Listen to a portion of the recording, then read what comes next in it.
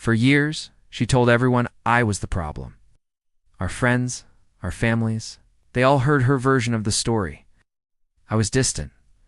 I was difficult. I was the reason our marriage was falling apart. And for a long time, I almost believed her. I questioned myself constantly.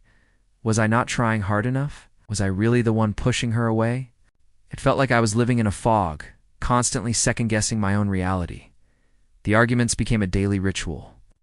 She'd twist my words, making me feel like I was crazy for bringing up my concerns. She'd talk about how unhappy she was, but whenever I tried to talk about solutions, about us, the conversation would hit a brick wall. It was exhausting. I felt like I was fighting a battle I couldn't see, against an enemy I couldn't name.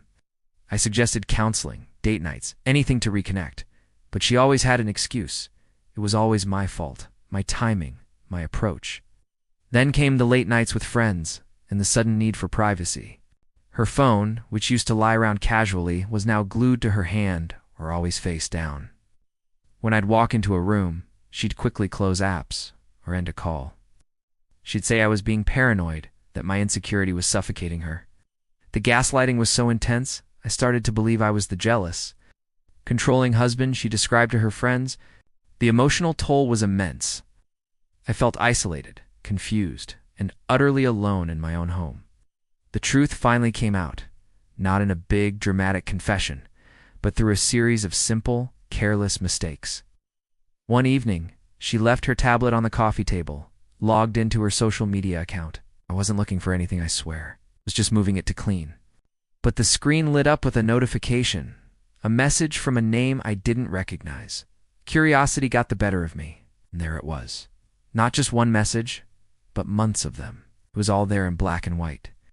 The secret dates, the I love yous, the plans for their future together, they talked about me. They laughed about my cluelessness and my attempts to fix our marriage. Reading those messages felt like a punch to the gut. The person I had built my life with, the woman I loved and trusted, had created an entirely different narrative behind my back. She wasn't just cheating, she was systematically dismantling my reputation and my sanity to justify her actions.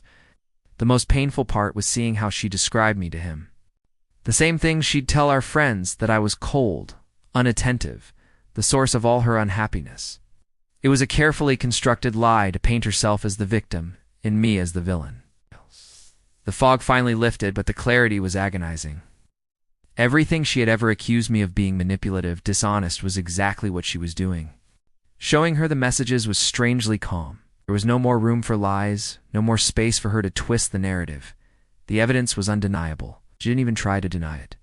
Seeing it all laid out, she just crumbled. The strong, defiant woman who had me questioning my own mind was gone. In her place was someone who had been caught, and the elaborate story she had woven fell apart in an instant.